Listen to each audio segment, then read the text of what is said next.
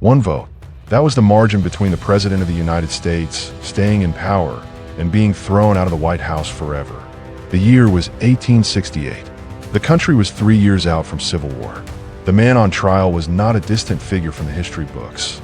He was the sitting president, the one who had inherited Lincoln's desk after the assassination. The Senate held a secret ballot. The chamber went silent. And what happened in the next few minutes would set a pattern that would repeat for more than a century. Impeachment would be used, but removal would never come. This is the story of every American president who has ever been impeached, and why not one of them was ever removed. The first impeachment in American history did not begin with a special counsel or a grand jury. It began with a law Congress passed specifically to trap a president. Andrew Johnson had been Lincoln's vice president for barely 6 weeks when Lincoln was killed. He was a Southern Democrat who had stayed in the Union, put on the ticket as a gesture of unity. Nobody expected him to run the country. When he did, he ran it straight into a collision with Congress. Reconstruction was the battleground. Radical Republicans wanted to remake the South, civil rights, the vote for Black Americans, and real consequences for the rebellion. Johnson wanted to put the old South back together as fast as he could. He pardoned former Confederates by the thousand. He let Southern states pass black codes that looked a lot like slavery under another name. He vetoed civil rights bills. Congress overrode him. The fight was total. So Congress built a trap. The Tenure of Office Act said the president could not fire certain cabinet officers without the Senate's approval. Everyone knew Johnson wanted to fire his Secretary of War, Edwin Stanton, a radical Republican and a Johnson enemy. The law was designed so that if Johnson removed Stanton, he broke the law. If he didn't, he was stuck with a cabinet member who was undermining him. Johnson fired Stanton anyway. The House impeached him within days. The charge was not only the removal of Stanton. It was that Johnson had betrayed his oath, betrayed the war dead, and betrayed the promise of Reconstruction. The trial in the Senate lasted months. Johnson's lawyers argued that the Tenure of Office Act was unconstitutional and that the president had the right to remove his own cabinet. The House managers argued that Johnson was a tyrant who had to be stopped. The country watched. When the roll was called, the result was 35 guilty, 19 not guilty. Removal required 2/3, 36 votes. They were one short.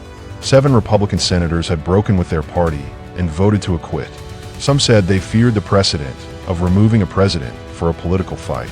Some said they had been swayed by promises or pressure. One senator later said he had received a telegram that changed his mind at the last moment. Johnson stayed. Reconstruction would be abandoned within a few years. The first impeachment had ended in acquittal by a single vote. But that precedent, that a president could be impeached and still survive, would hang over every impeachment that followed. The bar had been set. The next time the country tried to clear it, the stakes would be different, the charges would be different, and the nation would be even more divided. 130 years later, the word impeachment would return with a different sound. Not Reconstruction, not war and reunion, but blue dress, a lie under oath, and a president who would define the end of the 20th century by surviving what many thought would destroy him. Bill Clinton's second term had already been shadowed by scandal. Whitewater, Paula Jones, and a young White House intern named Monica Lewinsky. When Clinton denied under oath that he had had a sexual relationship with Lewinsky, he was not just lying to his wife or the public. He was lying to a federal grand jury.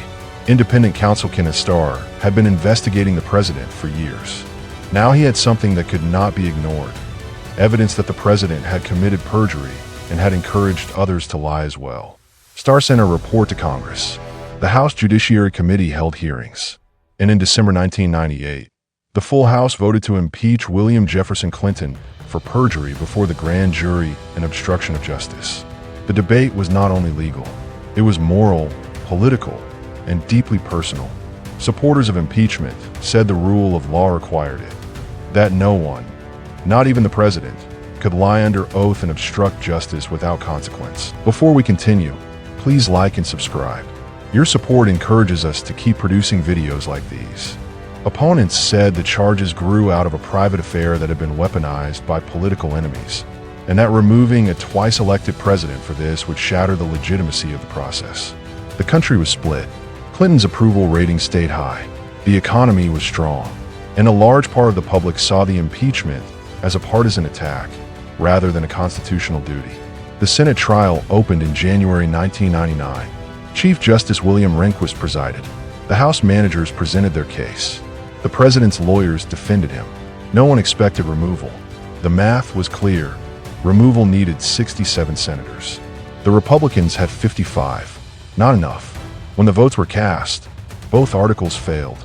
On perjury, 45 voted guilty and 55 not guilty. On obstruction of justice, the count was 50-50. Clinton finished his term. He left office with high approval ratings. The second impeachment in American history had ended, like the first, in acquittal. What lingered was the question: had impeachment been used for the right reasons? Had it been reserved for high crimes and misdemeanors? Or had it been bent into a tool for political warfare? The answer would not stay theoretical for long.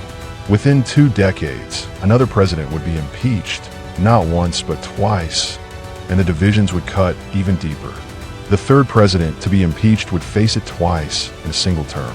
The first time, the charge was that he had used the power of his office to pressure a foreign government to dig up dirt on a political rival. A phone call, a withheld aid package. The phrase quid pro quo entered everyday language. The House impeached Donald Trump in December 2019 for abuse of power and obstruction of Congress. The Senate trial opened in January 2020. No new witnesses were called. The majority leader declared the outcome decided before the trial began. In February, the Senate acquitted on both articles. The first impeachment of Donald Trump was over. What happened next would make the second impeachment unlike any other. On January 6, 2021, a joint session of Congress met to count electoral votes and confirm the result of the presidential election. A mob stormed the Capitol. People died. Lawmakers fled. And the charge that would follow was that the president had incited the violence, that he had urged his supporters to march on the Capitol and had done little to stop them when they did. 1 week after the attack, the House impeached Donald Trump a second time for incitement of insurrection. He was the first president in American history to be impeached twice. He was also no longer in office when the Senate trial began. His defenders argued that a former president could not be tried. The Senate voted that the trial was constitutional. The vote on the article itself was 57 guilty, 43 not guilty. The most bipartisan impeachment vote in history, but still 10 votes short of the 2/3 required. Acquittal again. So the record stands: 3 presidents for impeachments, 0 removals. Andrew Johnson, Bill Clinton, Donald Trump, each impeached by the House, each acquitted by the Senate. The framers gave the country a tool to remove a president who had betrayed the public trust. They made the bar high on purpose, but across a century and a half, that bar has never been cleared. The story of American impeachment is not only the story of charges and trials. It is the story of a republic testing its own rules again and again in the middle of political storms, and of how hard it has always been to make those rules stick when the stakes are highest. The pattern is set. The question that remains is what happens the next time. So the record stands and the question does not go away. 3 presidents, 4 impeachments, 0 removals. The framers built a door for the worst case, a way to remove a president who had betrayed the public trust. They made that door hard to open on purpose, but in more than a century and a half, it has never been opened. Not in year 1868, when 1 vote kept Andrew Johnson in office and Reconstruction collapsed. Not in the year 1998, when Bill Clinton finished his term and left the meaning of high crimes and misdemeanors forever contested. Not in 2019 or 2021, when Donald Trump was impeached twice and acquitted twice and the country watched the same ritual repeat. The story of American impeachment is not only the story of charges and trials, it is the story of a republic testing its own rules in the middle of political storms and of how hard it has always been to make those rules stick when the stakes are highest. The bar was set in 1868. It has never been cleared. The pattern is set. What happens the next time, when the charges are filed again, when the votes are counted again, is a question the Constitution leaves open. The only certainty is that the country will have to answer it again. Thank you for sticking to the end. You can watch our next video on every American president who have renovated the White House and whether they did it with congressional blessing. Don't forget to like our video and subscribe. Bye.